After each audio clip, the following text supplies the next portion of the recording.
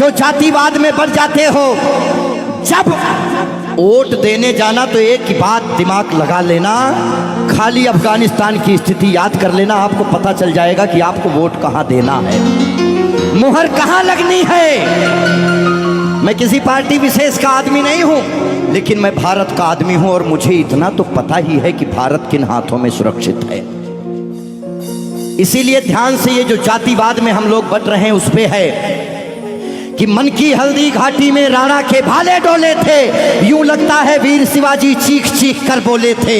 पुरखों का बलिदान घास की रोटी तक शर्मिंदा है, कट गई जंग में राणा की बोटी बोटी शर्मिंदा है। खुद अपनी पहचान मिटा दी कायर भूखे पेटों ने, जो टोपी जालीदार पहन ली हिंदू माँ के बेटों ने। और सर पर लानत, तालियां नहीं, सुनिए पूरी बात, कि मन की हल्दी घाटी में राणा के भाले डोले थे, यूं लगता है वीर शिवाजी चीख चीख कर बोले थे। पुरखों का बलिदान घास की रोटी भी शर्मिंदा है, कट गई जंग में राणा की बोटी बोटी शर्मिंदा है। खुद अपनी पहचान मिटा दी कायर भूखे पेटों ने, जो टोपी जालीदार पहन ली हिंदू माँ के बेटों ने। सर पर लानत वाली छत से फिर खुला ठिकाना अच्छा था, टोपी गोल पहनने से तो मर जाना ही अच्छा था। मथुरा अवधपुरी घायल है, काशी घिर गई कराहों से, यदकुल गठबंधन कर बैठा कातिल नादिर शाहों से। मुंह से आह तलक ना निकली धर्म ध्वजा के फटने से, कब तुमने आंसू छलकाए गौ माता के कटने पे। हिंदुस्तान के लोगों जागो, कब तुमने आंसू छलकाए गौ माता के कटने पे। जागे नहीं अगर आज हम, तो ये प्रश्न पीढ़ियां पूछेंगी। हमारे पास दो ही ऑप्शन है, या तो हम अपनी आने वाली पीढ़ियों के लिए चेतावनी बन जाएं या मिसाल बन जाएं। ना हम कश्मीरी पंडितों को भूलेंगे और ना राम भक्तों पे गोलियां चलाने वाले को भूलेंगे। ये वही भारत है, ध्यान रखिएगा, किसी बहकावे में नहीं आना है। कि कब तुमने आंसू छलकाए गौ माता के कटने पे, और जागे नहीं अगर हम, तो ये प्रश्न पीढ़ियां पूछेंगी। गन पकड़े हिंदुओं के बेटे और बुरके से लदी बेटियां पूछेंगी, बोलेंगी हे आर्य पुत्र इतना उद्धार किया होता, खतना करवाने से अच्छा हमको मार दिया होता।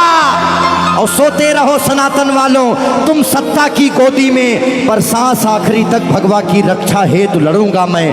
शीश कलम करवा दूंगा पर कलमा नहीं पढ़ूंगा मैं, शीश कलम करवा दूंगा। आने याद रखना, हमारे भारत में 29 राज्य हैं, जिसमें से खाली 22 राज्यों में हम लोग बहुसंख्यक हैं, बाकी अल्पसंख्यक। इसीलिए मैं भजन भी गाता हूं, मैं जागरण भी करता हूं, क्योंकि मैं भारत, मेरा चैनल कभी भी बदल सकता है। अभी देशभक्ति चल रहा है, कभी कभी कपिल शर्मा लग जाएंगे, फिर कभी आस्था लग जाएगा। लेकिन एक बात का ध्यान रखना, हमेशा हम आज़ाद कैसे हुए ये बहुत मायने नहीं रखता है, लेकिन हम गुलाम कैसे हुए ये बहुत ज़्यादा मायने रखता है। आप जानने का प्रयास करना कि ऐसा क्या हुआ होगा भारत में जो पूरा अखंड भारत गुलामी की तरफ बढ़ गया। इस देश में जिनको चोर कहना था, जो मुगल भारत को लूटने आए, चाहे वो गजनी रहा हो, चाहे वो औरंगजेब, महान अकबर जिसको जिल्ले इलाही कहा गया, जिल्ले इलाही खुदा की परछाई को कहते हैं। और जो भारत के लोग अकबर को महान बताते हैं, जिल्ले इलाही शहंशाह अकबर, जिल्ले इलाही खुदा की परछाई को कहता है। ये कौन सा जिल्ले इलाही है जो दिल्ली में महिलाओं की मंडियां लगाता है, महिलाओं की खरीदी फरोश करता है? इतनी काली परछाई कौन से जिल्ले इलाही की हो सकती है? इसीलिए आप अपने हीरोज, अपने बच्चों को बताओ कि ये देश भगत सिंह की वजह से, ये देश जियो तिवारी जनेऊधारी, चंद्रशेखर आजाद, ये देश मंगल पांडे, बुंदेले हर बोलों के मुंह हमने सुनी कहानी थी और खूब लड़ी मर्दानी वो तो। हमारे यहाँ महिलाएं घूंघट करती हैं क्योंकि यहाँ लुटेरे आए भारत में, लूटे, डोलियां लूटे, महिलाओं के साथ दुराचार किए, जिसकी वजह से उन्हें पर्दे में रखा जाने लगा। भारत के लोगों, 2022 का चुनाव आपके सर पे है। मोहर लगाने से पहले सोच लेना कि भारत वाकई में किन हाथों में महफूज है। बाकी आगे आपकी मर्जी। बोलिए भारत माता की। आइए, रोक दो भाई, इतना काफी है।